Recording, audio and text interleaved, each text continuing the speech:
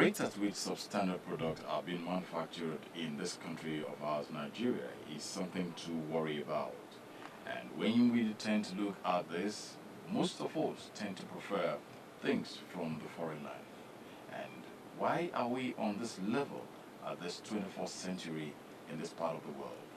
Everybody tends to manufacture things from their country and it's being utilized appropriately in their country.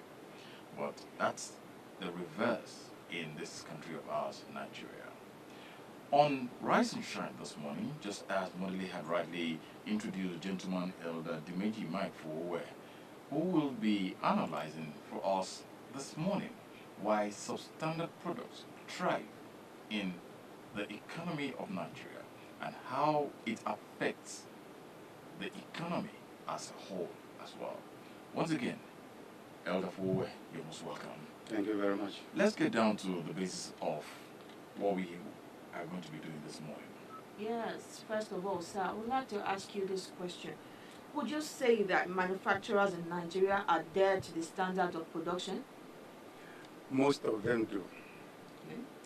Actually, the issue of substandard products permeating the Nigerian landscape and economy is not actually a result of the manufacturers in Nigeria producing substandard goods. It is the outcome or the offshoot of the proliferation of anything being brought into Nigeria from foreign lands. It is actually not Nigerian manufacturers that are producing substandard goods as such. That is not to say there are not some of the products that are Nigerian, but most of the products you see in the Nigerian market that are substandard are the ones that are just dumped onto us, into our land, From foreign countries. Okay. So now, but why would you say that manufacturers fail to adhere to the standard? Why would you say they actually produce this substandard product? Well, some time ago I did answer this question. Most of the products that are substandard in the Nigerian markets are brought into this country on the specification given by some of the importers. So, well, I must tell you this. My own experience in China was this. I was asking the manufacturer, I was in the factory and I was shown various products. And there are some of these products that were imported by Nigerians. Some of them had NAFDAC numbers already put from China. Some of them do not have. And the manufacturer was asking me, which one will I prefer? Now what they do is this. Because they want to sell, you know, Nigerian market is a very large one. And everybody is ambitious to have a bite of the Nigerian market. So what they do is this. They bend back to accept what is not acceptable in their own country for Nigerian importers. And once they now find a Nigerian importer with low integrity who says, actually the main reason for this is this. When they give you 2-3 types of same products, they tell you this is the price for this, this is the price for this, this is the price for this. And Nigerian importers usually want to pick the cheapest. And the meaning of that is that the lower the price, the lower the quality. And they will not say that categorically. But in some other countries like the EU countries, they will tell you specifically that these are the constituent parts that are in this that are not in this. This is the level of composition of this, and this is what is in this. So they give you an option to choose what you want. But, well, I have interviewed some of the Nigerian importers too, and I found out that why are they accepting to take things that are inferior or for lesser quality? Their argument has been that the Nigerian people prefer cheap things. And there's no way you can beat a businessman to it. He must make his profit. And so, if they know you will buy something that is cheap, they will ensure that they have their own margin, profit margin, made into it by the manufacturers. Where they will do the marketing hype, a lot of intensive advertising to convince you It is only when you now get the product and you begin to use it, you realize that it is not as standard as probably the ones you have experienced before. But don't the government check these things when they come in Yes. to the country? Don't we Don't have, we have an regulatory agency, bodies, SON? Do we have a couple of them like that? Don't they check these things when they come into the country? I must tell you that the government has all these regulatory bodies. But the problem with the Nigerian market is that it's so vast. And for instance, if you remember just a few days ago, when there is a particular government agency that is supposed, yes, DPR, that was supposed to monitor and Sure. curtail. Now, when the minister, Kachoko, now said that he would block, he would this, that. The DPR boss said they had only 300 men all over the country. How can they spread over almost 30-something thousand, even in the southern states? So the issue with the SON, which is Standard Organization of Nigeria, is that their manpower and wherewithal is not enough to curtail the vast number of products that are being brought into this country. And you know, a lot of them go to the grassroots level.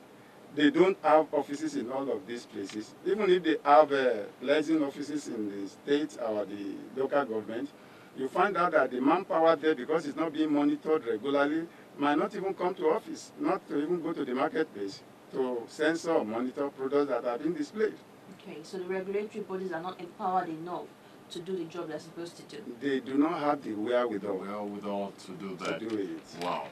Okay.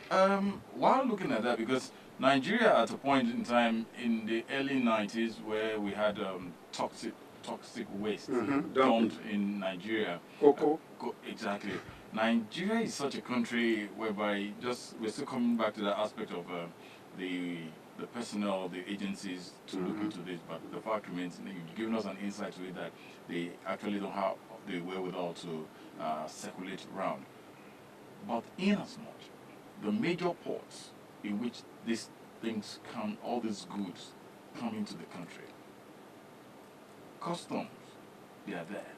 Checkmate all these issues, look into them, and SON check the standard of what is coming into the country. Is it still an aspect that the likes of customs too, they don't have the wherewithal to checkmate all these things coming into the country? Well, I want to tell you that you need to be at the port to experience this reality on the ground. In fact, it got to a stage that importers and freight forwarders and clearing agents have to agree together to make a petition to the federal government to reduce the number of regulatory agencies at the port because of the clogging in the process of clearing and the delays they bring about by wanting to each of them assert himself or their officials. All of them are in the port, stationed there, but no, most of them are not in the port to do the bidding of the government or to do the reason why, to actually effect the purpose for which they are brought there. Most of them are at the port to make money. So there is always compromise. Let me just talk to you about the issue of the customs. When this HGS issue comes up, they are supposed to be random sampling of every container. Once the clearing agent they're taking care of many things, you just find out that these things go out without actually poking into what is inside of them. So a lot of substandard goods would have come in the container, whereas the officer that is supposed to do the appropriate job of checking and confirming the quality or probably asserting the credibility of the importer will not do the exact thing. Okay, now let's look at government policies. Do we have government policies that encourage people to produce substandard products? You know, there are times when the government policies can be very frustrating and people just say, okay, let me just do this. So are there government policies that encourage people to produce substandard products? Well, I might say there might be government policies that frustrate doing the right thing at times. I told you, the hallmark at the back of the mind of a businessman is profiting. If there are policies that will eat into that, which is the right quality, some unscrupulous businessmen will resist it and find a shortcut. Now, the shortcut is reducing the quality. For instance, a few days ago, I was buying bags of nails without taking the carpenter. Then there was another carpenter that came around and said I should feel the weights of the same kg that they gave me. And I found out that out of the different ones they gave me, there are some of the same kg written on their package, lighter Yeah, no. than others, and they are being sold for the same price. So, but that means it takes someone who knows about them to be able to identify. Exactly. A lot of these things go undetected because most buyers do not poke or really check. And it takes a discerning mind to really say, let me see this, let me do this, let me do that. In fact, there is usually this friendly efforts that are made by them that would derail you from thinking of whether the quality is high or low until after you have taken it home. Amazing. Now, with these substandard products and with an economy of ours that is lopsided to an extent because of the impact of the drop in crude oil, with the rate at which substandard products enter into this country, in your own assessment, how has this affected the economy of this country? There's no gainsaying about the fact that I want to take it from the point of view of a businessman or investor, a manufacturer, an industrialist. If an industrialist is forced to produce substandard goods, he's undoing himself by agreeing to do so. Because sooner or later, when we have more discerning buyers, they will begin to, or rather when they have alternatives. For like the experience I told you, I had to take the heavier bag of nails, which means that one will go back into the warehouse and stockpile. When the manufacturer keeps stockpiling and he cannot sell, he's undoing himself, because if he has taken money from the financial houses and his interest is running and he's not selling, it is only when an investor sells, a manufacturer sells his product, that it makes back his money. And if he has borrowed money and he cannot sell, he cannot pay back and fulfill his obligations, invariably he will have to pack up. And that will tell on the labor market, because he will send back those workers that have been working with him back to the labor market, and it means the entire economy is gradually nosediving. Okay. You know, earlier on you were talking about importing goods and imported goods, and that is the fact that foreigners actually dump bad products in Nigeria. That's why we have substandard goods. I want to correct it. They don't dump. Okay. Our people go Bring and They accept it, okay? because a lot of people have been saying they dump. It takes two to tango. No manufacturer will dump Of anything course. to Nigerian shores without a Nigerian importing from them and paying for. In fact, they make sure they take their money before, We bring it. so they won't send it back. Okay. Are there other things we can do to actually encourage people to actually produce these goods in Nigeria? Are there not things the government can do to encourage people? You know, when we have more goods that are produced in Nigeria, we won't have to import those goods from foreign countries. Again, I want to tell from my experience. A lot of Nigerian importers would have loved that they produce in Nigeria. One, but when you look at excise duty of some products, you know, the excise duty is what you pay for products you produce in the country. When you look at the cost of warehousing, excise duty, marketing cost, and what have you, and you look at the cost of bringing in things, is far, far cheaper. That's why you have more importers than manufacturers. You will see that the products we have in Nigeria are so many, such that if it were to be 50% to 70% of them that are being manufactured in Nigeria, we wouldn't be having this problem with our GDP. But simply because we are buyers, we are not producers mostly. That is the reason why the GDP is low, and that is why we found out that Nigerians that are making more profit from importing will continue to prefer to import rather than produce, because the variables that are inherent in manufacturing are many. You have to produce basic things. Most organizations produce their own power.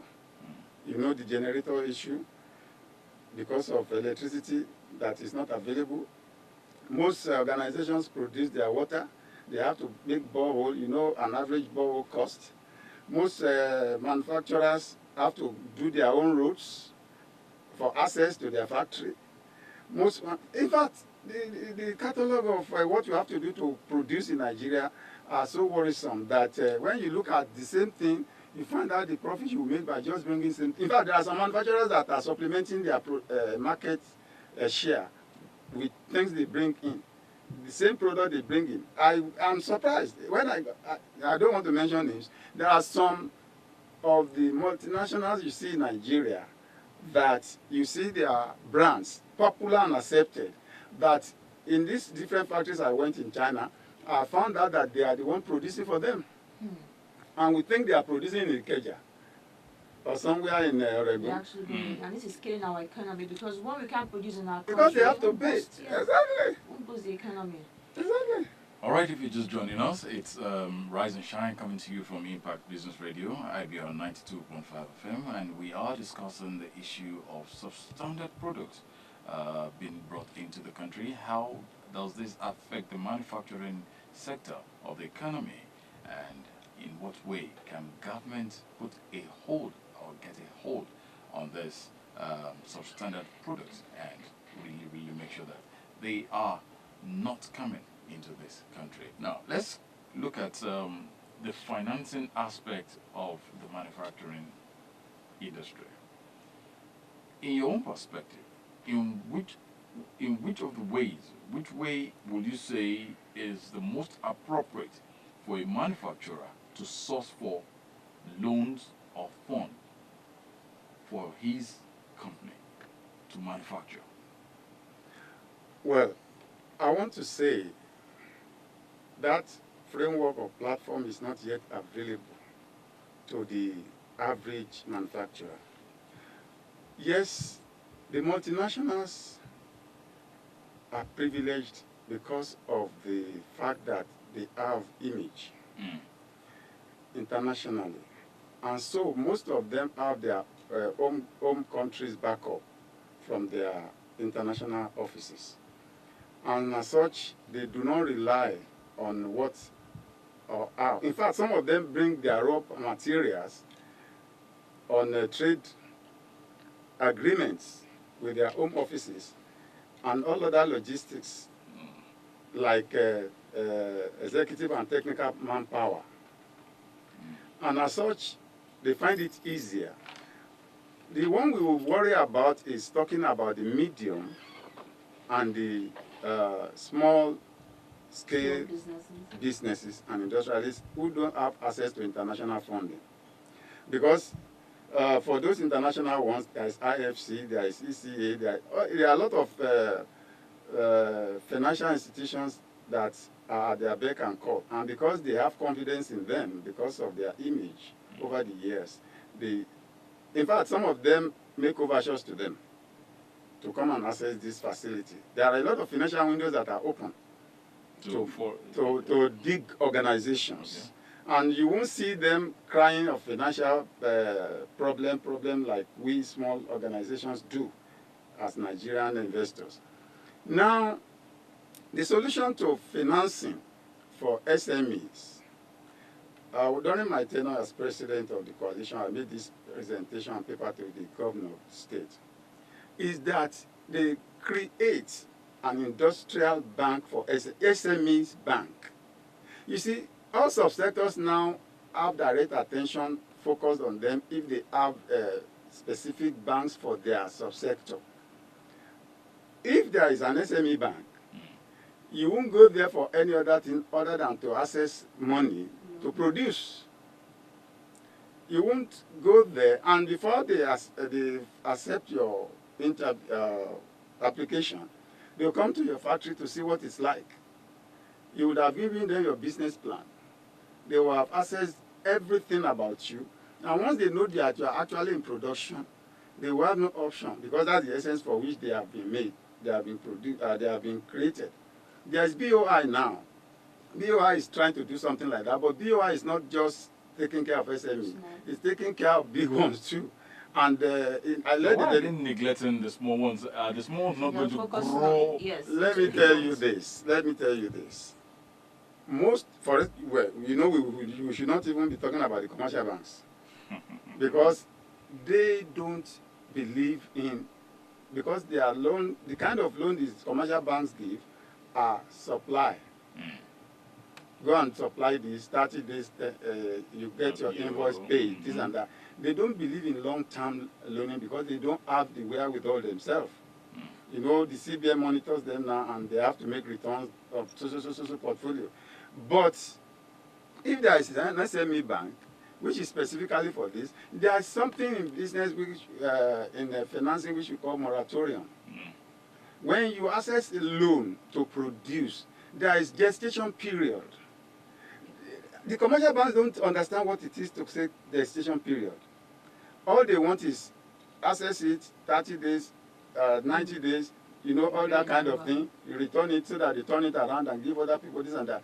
But it's going to be a major policy for a SME bank to ensure that when you have received a business plan, you have processed it, you invariably approved it, you will have to give a moratorium, because you will know that if I say I'm coming in with this machinery, there's going to be installation, there's going to be manpower training for the staff, there's going to be assessing the raw materials. All of this period, we are not producing or selling. So how could we pay back? So it is going to be a basic policy of an SME bank that is going to give moratorium. Maybe it might be short as 2 years, but it is not a matter of after 30 days. They now get bagging into your factory to say you have defaulted. And in the same manner, manufacturers too would have known that by the end of 24 months or 36 months, they have to begin to pay back. So even if they have started making money before then, they should have been paying back. Yes. Exactly. Yes, you're still listening to Impact Business Radio, IBR 92.5 FM. And this morning we've been discussing substandard manufactured products. How does this affect our economy? And we have in the studio with us gentleman Elder Dimeji Mike Forowe, who has been doing justice to the topic. What are those other things you will say militates it with against this sector, the manufacturing sector? What are the other things? Basically, it's infrastructure. Infrastructure. You see, how can you run a business where the basic infrastructure are not in place?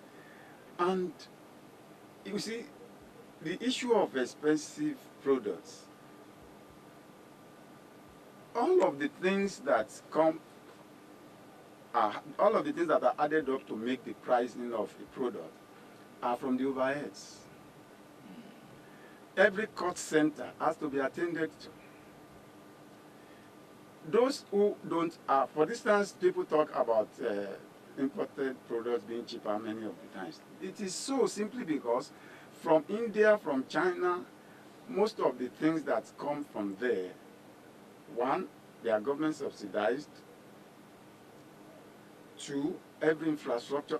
For instance, when you have an industrial cluster, where facilities have been put in place by government, all you need to do, I was in a UNDP job creation board some time ago, and we went to Bodija market. We found that government, through the UNDP at that time, in our state here, have made available machineries for the carpenters, for the wood sellers, and the rest of them. And there's lathe machine, there's roller, there's this, there's that, there's that. So it's a common pool for all of them to come and process their woods and planks. And even the carpenters that need to turn tunnels are there, this and that.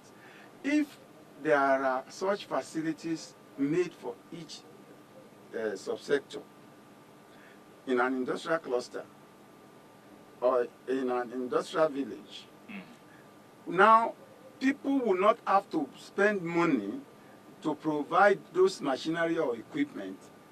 They will just pay token to government for maintenance, and they will use it to produce. And when they produce cheaply like that, they will sell cheaply, and they will produce quality. And also boost our economy. And that is it. All these things work together.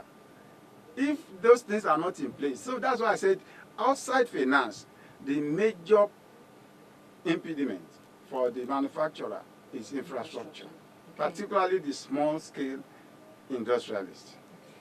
Wow. Now, yes, now that I've discovered the problems facing the economy, the country, and the manufacturing sector, now let's look at solutions. What solutions would you advise for the bodies that are in charge, for like SON, for the government? What would you say they can do to help boost our manufacturing industry? I want to say the government in power now will do well to beam a searchlight into the operations of the regulatory bodies in this country. It is not just custom. It is not just NAFDAC. There is a SON. There are so many. Now, I'm not casting aspersion to any of these organizations. All I'm saying from my experience and interaction with some of them is that they do not have a wherewithal. Some of them do not have enough modern equipment. Some of them do not have enough trained manpower. And the manpower is not enough for the spread of this country. And most of them are nonchalant. I make bold to say this publicly, that some of them are not committed to their jobs, such that when you go to, for instance, I went to the NIM at the local government somewhere in the Northeast. We were trying to do a national ID card. I've been there more than 3 times. It's either there is no power, or that person is not on seat, or this. So is that can any of my own staff choose to stay away from office and not be reprimanded? But because there is no supervision for those in the local level, at the grassroots level, they are nonchalant with their jobs and they do what they like. And if anybody comes to access or ask for their services and they are not there, what do you do? All right. What we will do, time will tell. Now, what are the roles and performance of this sector in the economy in facilitating industrial development in Nigeria? The role of the manufacturing industry. Well, you can see that when you are talking about the industrialists or manufacturers or what have you, they are the wheel. It is the machine that runs the economy, because they are the ones that employ labor. All of these people employed by government is just a fraction of Nigerian labor market. It is particularly the SMEs. They are the wheel that runs the economy, because in your own factory you take 5, I take 5, it takes 2, it takes 3. The more we employ in bit like that, the more we are running the economy by removing people from the labor market and making them responsible people and making them contribute their own quota also into the economy to bring. So it goes beyond just the economy running. It guarantees security, because when there is bills, when there is each person is responsible to his family and providing for his family, there will be security and peace in the country. Now, where do you see this sector? Where do you see it reaching in the next 20 years in this country?